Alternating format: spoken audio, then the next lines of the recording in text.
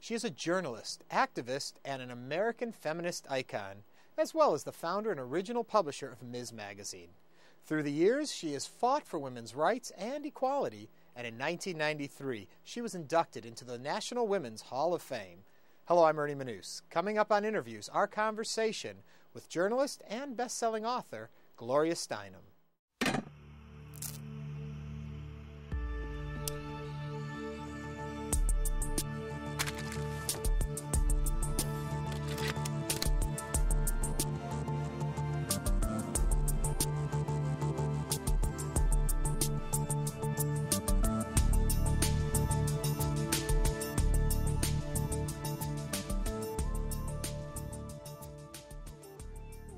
Do you remember the point when you went from being Gloria Steinem, just a person, to this symbol, this image of Gloria Steinem?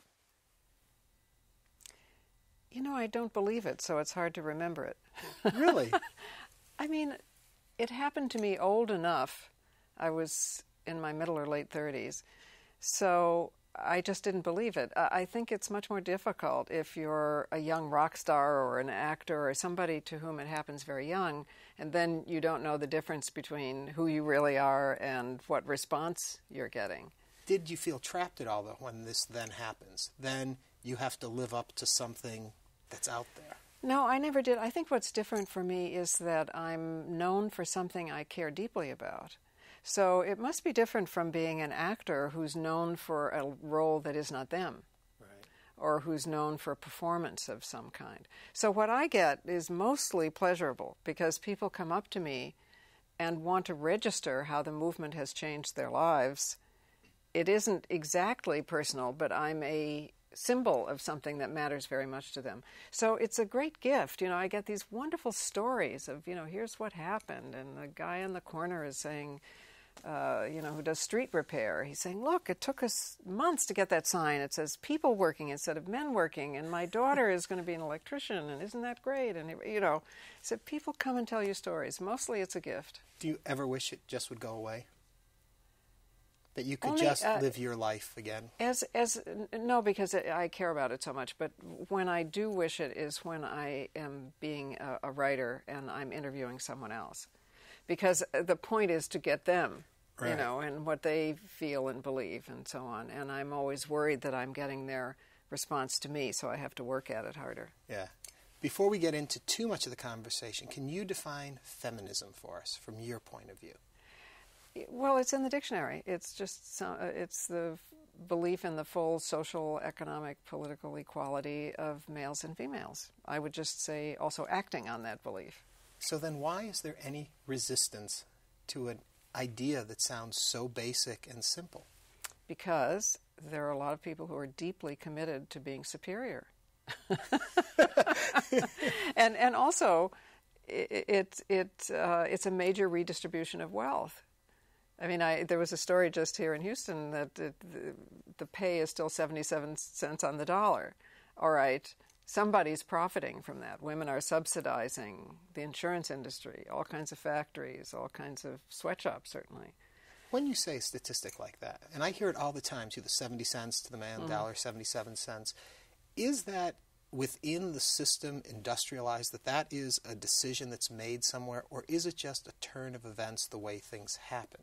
Is somebody planning that, do you think? Both. I mean, people still look at women and see cheap labor, especially in sweatshops.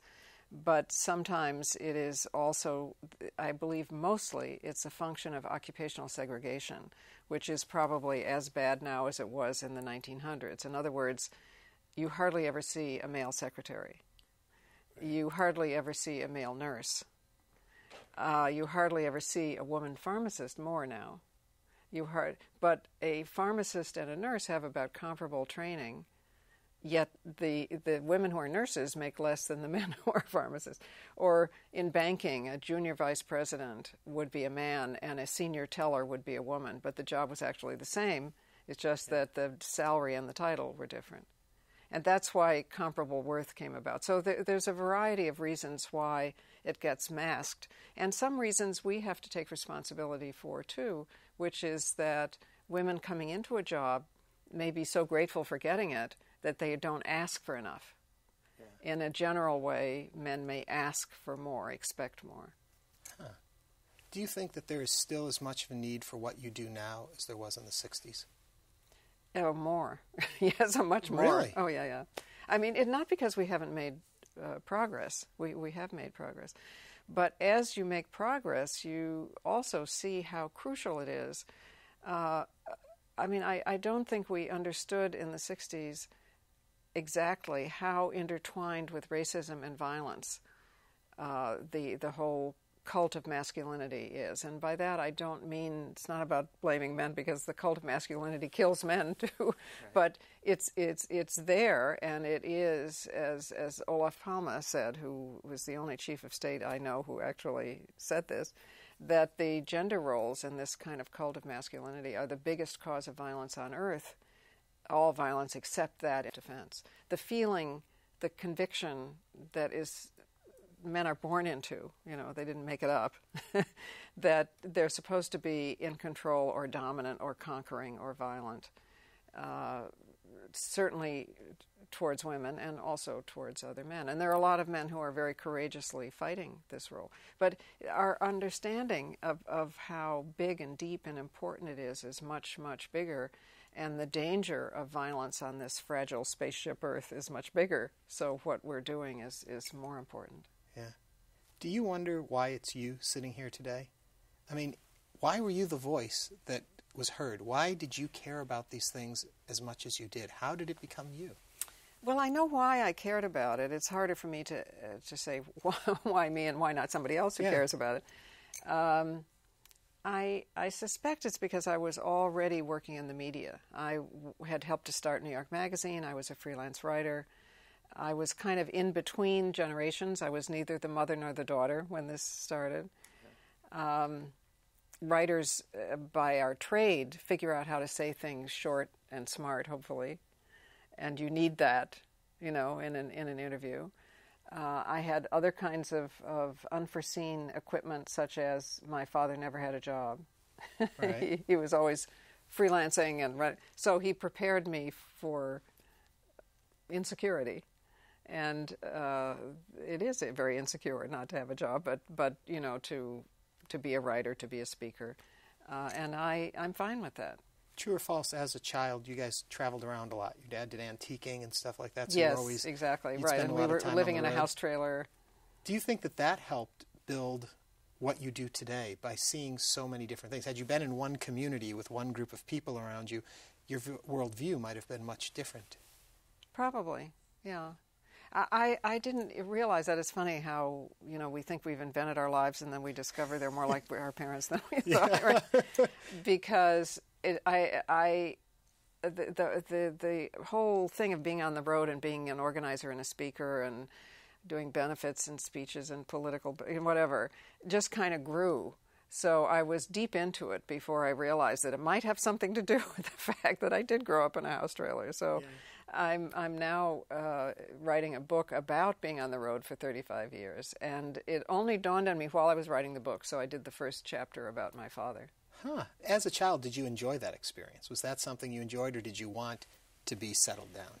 Well, kids always want to be like other kids, so I enjoyed it, but I did have all these dreams of a house with a white picket fence and a bedroom with a canopied bed and a horse. I desperately wanted a horse. So I did want to go to school like other kids, but so it took me a while to realize that other kids might actually envy me. Yeah. Eventually you went to India, if I understand correctly. Yes, after I got out of college. And I went to India. You learned a lot, saw a lot. What was that experience like for you? Well, it was... First of all, it was an escape. I mean, I have to say, it wasn't as if I went with high purpose. I was trying not to get married, and I was engaged. I had to go very far away because he was a very tempting, handsome, very nice guy. I had kind of fallen in love with India because my mother and my both grandmothers were theosophists. So I'd grown up as a little kid reading books about India, and I had had a wonderful professor in a course about India. So for all those reasons, I found myself going. Before I ask you too much about India, why did you want to escape the marriage so badly? It would have been such a disaster for both of us. I mean, he was a wonderful man, but we just didn't, he liked to ski, he liked to hunt. Yeah. I mean, it just, he was very funny, we had that in common. We had a sense of humor in common. And we stayed friends. We had a relationship he referred to as same time next decade. Okay, take me back to India then. So you get to India, and what did you find there? Well, it was, big and confusing and all of that, but in a way, the most confusing thing to me was it wasn't confusing. It was supposed to be the mysterious East. Yeah. And it wasn't. It made perfect sense. And the most odd thing was I felt at home. Some of that was a comparable to the U.S. in the sense that it was huge and diverse. And it was full of hope, too, because it was relatively newly independent. And I found Indians to be very open and just delighted that someone had come there because they really wanted to know about the country, not just because they were colonials. Yeah, yeah. So I just fell into it. I got absorbed by it. It was very difficult for me to write fellowship reports because you have to be a bit outside to do that, and I kind of got absorbed into it. But I don't think I realized at the time how much it was influencing me. That took a very long time. I was probably most influenced by an accidental circumstance of walking through villages with a group of Gandhians who were trying to calm down a riot that had happened in this rural area. And it was a long time before I realized, in a way, that's what I'm doing now. Yeah. I'm not walking, I'm taking the plane, but... Because I wonder, when you come back from an experience like that, and I'm not sure how soon after your work in the whole feminist movement really gets underway, but that you went that route as opposed to fighting poverty and all that yours became focused on feminism as opposed to simply the poverty and the unjust in the world. Feminism is about poverty. Most poor people are women and kids, so it's going after the why. Really, it's trying to not just put a Band-Aid on it, but to go after the cause. Right. Women are not only the 70% of the poor, but they're also people who are called don't work, that they don't work, and their homemakers work harder than anybody. It's ridiculous, so we have to get that work counted and economically valued. So it's to say poverty is like saying the weather, so I think you have to say why. And when you look at racial bias and sex bias and certain kinds of economic structures, you get to the why. Yeah. Then, a little later on, comes the whole Playboy experience. Now, when you look back on it, do you wish that wasn't part of the story, or is that good for you? No, it was bad for me, actually, because I did it. I was freelancing for a magazine called Show, and they suggested I go and just go through the audition kind of thing, to write about it. For the Playboy Club, so people know. Yeah, right. And I had to do it under another name, of course, and I had to, just totally make up an identity. I was too old even then, And I did it because I needed an assignment, and it was a kind of lark. But it was a career error on my part, big time, because it kept me from being taken seriously for years. Yeah. Because people would introduce me as a former bunny as if I'd been a former bunny instead of a reporter exposing and getting sued for right. the job. So, but then after that, once the movement came along, which was later, I realized, wait a minute, I liked those women. I was identifying with those women much more than my editor. So I became glad about it over again. Yeah. Right. If you were to do a similar story today with, say, the chain of Hooters that are out there, mm-hmm. Are you going to find the same things, do you think? I don't know. I'm happy to say there are no more Playboy Clubs in this country. Right. Which is good news, because they were very exploitative and terrible places to work. For the most part, unless you were willing to go out with the guy who distributed liquor and get a visit, right? And they were racist. They talked about chocolate bunnies, and right. So, I haven't looked at, how much the women in Hooters are getting paid, how much choice they have, what the job is really like. But the most sinister thing I've heard about Hooters is that they reward women who've had plastic surgery, that they reward women who've had breast implants, which are quite dangerous. Mm-hmm. Can you be a feminist and concerned about the package, the materialistic look of someone? And I know that seems to be something especially if it's a guy. Yeah, then that's absolutely fine. No, sure, we're all whole people. It's just that there's no reason why men should be, their bodies should be instruments, what can they do? And women's bodies should be ornaments. Yeah. How does the misconception, though, get out there that that if you're a feminist, then you're not going to take care of the way you look and all that, you want to be man-like?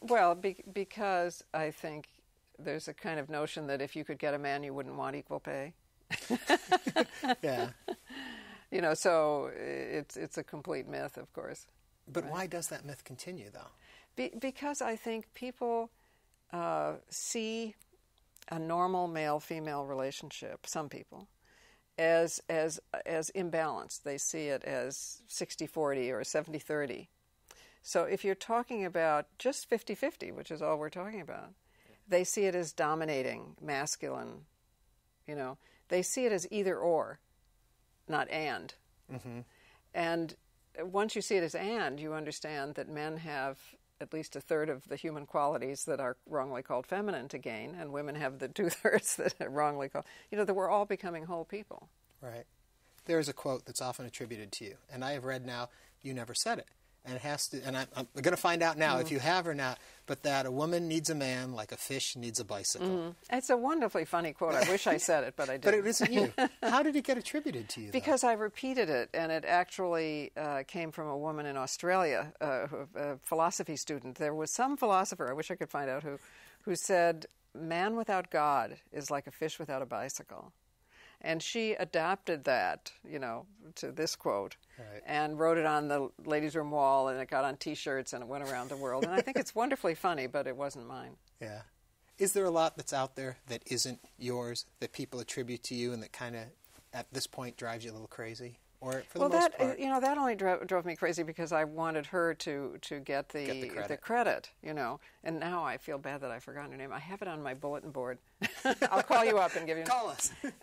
Because I kept saying, in interviews, I didn't say who said it because I think it's funny. And she finally wrote me and told me. And she was interesting in herself and had become a member of Parliament in Australia. So it was fascinating just to find out what happened. But there's the internet in some ways makes it much worse because there's no big fact checker in the sky, who's going to say what's right or wrong, and just anything can get out there. So people have to use some common sense about it. Does that sound like, Right, yeah. Is that right. something I would say? Is that right. something you would do? When I look at some of the, what's the word I'm looking for? Some of your skeptics, some people that question what you do, you hear that people say, well, she has created a form of feminism that is very strict and rigid, and you have to be this way to fit into that. And I've seen other things we say, no, that's not what we're saying. Mm-hmm. What is the position there when your critics say, no, you've got to be this, this, and this, or you can't be part of our movement? I'm glad that you get that because mostly my critics say it's too, it's too inclusive. My version is too inclusive. Well, again, I think I suspect it comes more from the ear than the lips, if you know what I mean, because it's so unusual. I mean, remember in the civil rights movement, it was so unusual to be pro-black that people thought it was anti-white. Right. Okay, similarly in the women's movement, it's so unusual to be pro-woman as full human beings, that people hear anti-male because masculinity is defined as being superior to women. So in some sense, if you're taking away superiority, you are indeed taking away masculinity. So that's seen as confrontational or strict or whatever. Does the title feminism then hurt as opposed to a title like equality? Does by having it feminism say give the impression female superiority and scare the male, where if it was... Well, I think there are words other than feminism. I mean, there's women's liberation, which is a great term. There's womanism, which is wonderful. There's mujerista, which is great. I love that. But I think just to say equality is not enough, because I don't want to be equal to some corporate guy who's exploiting people. Feminism is against male dominance. And since male dominance is the primary form of dominance, which everything else imitates, we normalize it in the family, and then it makes racial dominance okay and class dominance okay, and so on. It feels much more far-reaching to me. Let me take you then to the magazine, Ms. Magazine. Did you enjoy doing that? Or was it a lot more work than people would imagine? Yeah, it was a lot more work than I ever bargained for. I mean, I just had no idea how difficult it was going to be. I thought, for instance, advertisers wanted to make money. No, wrong. They'd rather not make money than go against their biases in many cases, Yeah. I mean, what's an example? I mean, they wouldn't advertise beer because they said if they advertised it to women, it downgraded it to men. That they were selling it on masculinity. Wow. Or, I mean, there's just tons of examples like that. But once we stopped taking advertising, it got better. Yeah. Right. Do you miss the magazine? No, I don't, actually, because I did it for 30 years. And I kept saying, when I started, I said, 2 years, that's it. And I'm going back to my own writing. So 30 years is a lot more than 2. Yeah. And it's in very good hands now. It's owned by the feminist majority. It's being published from California. You can find it in your book chains. Why is it so hard to launch a magazine today? Because so many magazines start and just don't make it. And this one was a very successful magazine. Yeah. Well, it's hard in general because it is a kind of a 19th century business. It's on paper. You have to distribute it every month. So it has all those difficulties, although, of course, now have there are online presences as well. But it's especially hard with a women's magazine because they have been, 99% controlled by advertising. So in a general interest magazine, if you say something too critical, maybe the advertiser will pull out. But in a women's magazine, if you don't praise the advertiser's product up front, they don't come in the first place. So that's why women's magazines have these big oceans about how to wash your hair, which we already know, fashion, so on. It's, clothes are important. There's nothing wrong with that, but you ought to be able to cover it completely and say, okay, this has terrible fabric, it falls apart in a minute. But you don't see that in women's magazines. It's all unmitigated praise because otherwise they don't get the ads. Do you see your audience changing today? The people that come to hear you speak, that read what you write, is it a different group? Yeah, it probably is. I mean, of course, it depends so much where I am. Is it a campus? Is it what is it? But there are many more men, I would say. There's much more age diversity in general. Much more racial diversity. Although in the beginning, for many years, we spoke in a pair. There were first Dorothy Pitman Hughes was an African American woman, then Flo Kennedy, and we consciously spoke that way so that it would be understood that feminism is for all women, not just a few. So we did get more racially diverse audiences then, too. But that was because we were sending out that specific signal. Yeah, no, it is. It probably is a little bit different now. But it still serves the same purpose, I think, which is to send out a signal to people who care about this kind of change in general, and it's a majority sensibility and caring and belief, but because the structures really don't reflect it yet. You still need to send out a signal and make a kind of spontaneous community. So there's still, many more people who come than probably who should come because they should be having this as part of their daily lives. Yeah. Would it make you happy or sad when people stop coming? Well, it would make me very happy if they stop coming because, they don't need it or they have it someplace else in their lives. If I had one wish for the women's movement internationally, globally, it would be a huge structure that's something like Alcoholics Anonymous. You know, it's a sort of free, leaderless groups that meet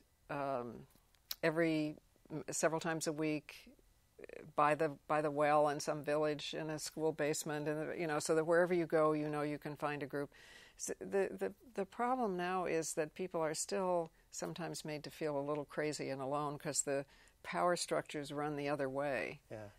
And they think only they feel like that. But if you send out a signal, you get back this huge response. If we were back in the 70s right now, and we were talking about the days we're in today, would you have hoped things would be the way they are, or different? Well, I'm a hopeaholic, so I'm sure I would have hoped for more. I would have been surprised that all of these concerns and issues and hopes are now have big majority support. But since they have big majority support, I would be very surprised to see that we have George Bush in the White House, you know, who's a disaster for the country and for women. God, couldn't be a bigger disaster. So I guess I had illusions that we had more of a democracy than we actually have, that it was easier to vote, that the majority in public opinion polls was more likely to be the majority in the results of elections. And this is the bad thing about this show. We have run out of time at that point. So no more questions. Thank you so much for coming in and talking with us. Thank you. Thank you. Gloria Steinem.